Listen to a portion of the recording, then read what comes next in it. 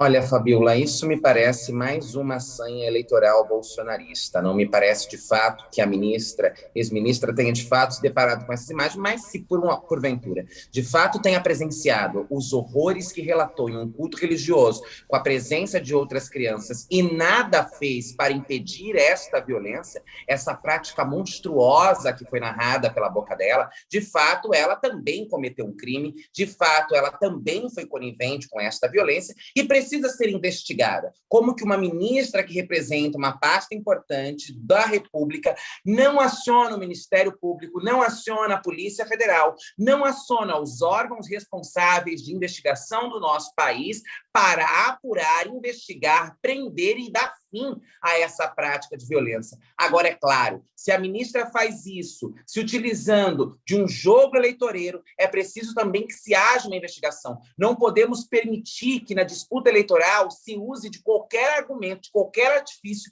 para conseguir ganhar votos. A ministra dizia isso diante de uma plateia enorme, diante de crianças, relatos extremamente estarrecedores, e dizia com uma tranquilidade absurda. Então, no meu ponto de vista, é preciso sim que a Procuradoria abra uma investigação contra a senhora ministra, para que a gente possa descobrir se, de fato, houve uma negligência, uma prevaricação das atividades da ministra, ou se, de fato, a ministra está inventando mais uma de suas histórias que nós já conhecemos como alguém que tem, de fato, uma imaginação extremamente fértil e capaz de inventar horrores como esses que foi relatados. Isso não é um absurdo na realidade do nosso país, mas, de fato, se a ministra presenciou e não tomou providências, a ministra também deve ser enquadrada como aqueles que praticavam esta violência.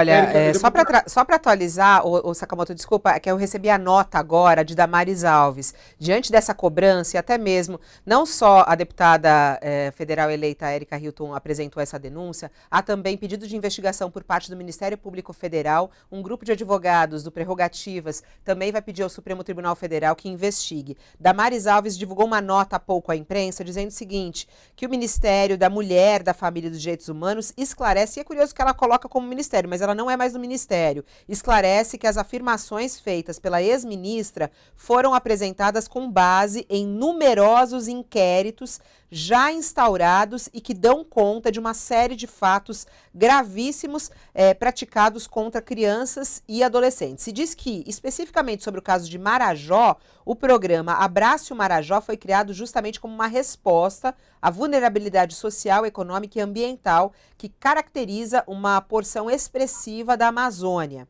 E aí ela fala também que as denúncias registradas pela Ouvidoria dos Direitos Humanos são de caráter sigiloso, e é isso, são de caráter sigiloso e acessíveis a toda a população. Mas se é sigiloso, não é acessível, né? Acessível, né? É isso que me chama a atenção. Em casos de suspeita ou de conhecimento de violações à integridade, aí ela pede a denúncia ao Disque 100. Essas explicações, deputada, elas respondem na sua análise à sua reclamação ou não? De forma alguma, até porque, como você bem coloca, há uma incoerência gigante, privado e público, sigiloso e público. Como que algo dessa gravidade, como que algo dessa natureza poderia não estar diante do próprio Ministério Público? Aonde estão? Quem investiga? Quem está acompanhando isso? Eu acho que a ex-ministra precisará prestar maiores esclarecimentos.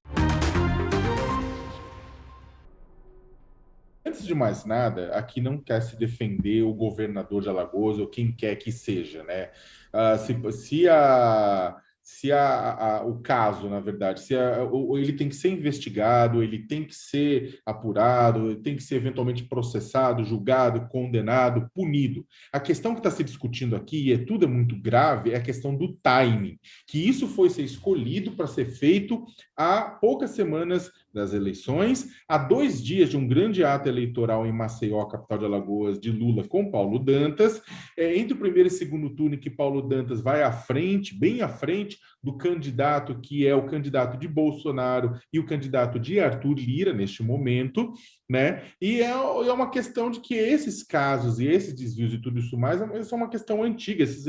O motivo da operação é uma questão antiga, que poderia ter sido tomada muito antes, inclusive pela Polícia Federal pedindo ao STJ. Por que agora? E aí isso se coloca, do jeito que está parecendo, que uma interferência da Polícia Federal com a ajuda do STJ em cima das eleições, uma interferência indevida. Aí você pergunta, poxa, mas isso não é grave? É grave, mas olha, veja só. Bolsonaro foi acusado do quê? Da mesma coisa. O governador está sendo acusado de desvio de recursos da Assembleia Legislativa, ou seja, usando seu gabinete quando ele era deputado. Bolsonaro foi acusado da mesma coisa, famosas rachadinhas. O caso do filho dele, Flávio Bolsonaro, acabou até zerando, com a ajuda da justiça, recomeçando tudo de novo. Quem quer ler mais sobre isso, vê a apuração sobre o dinheiro vivo, a compra dos 51 imóveis da nossa colega Juliana Del Pivo, nosso colega Tiago Herdi, está tudo lá, né, mostrando para onde vai esse dinheiro, né? E ao mesmo tempo, o mais louco de tudo isso é que o presidente da Câmara, Arthur Lira,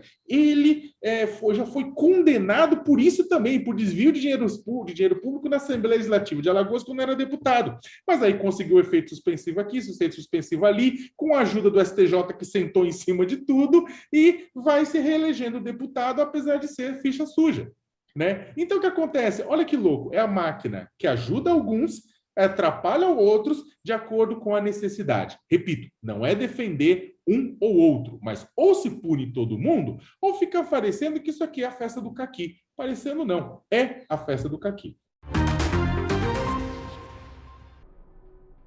Eu acho super importante agregar outras cores com pessoas, inclusive, porque o que o Lula está querendo colocar é que a candidatura dele não é uma candidatura petista, é uma candidatura de frente ampla.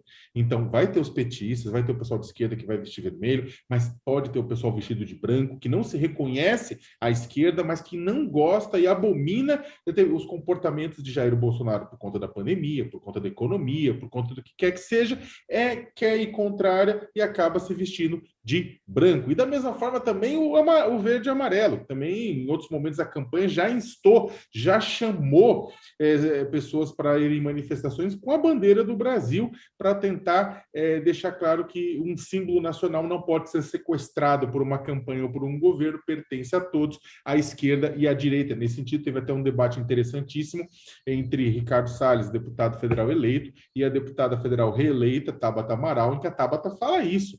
Verde e amarelo não é de vocês, é nosso também. Então, é uma coisa coletiva. Só para finalizar, Fabiola, é extremamente importante que Vaguinho, né, prefeito de Belford Roxo, né? Qual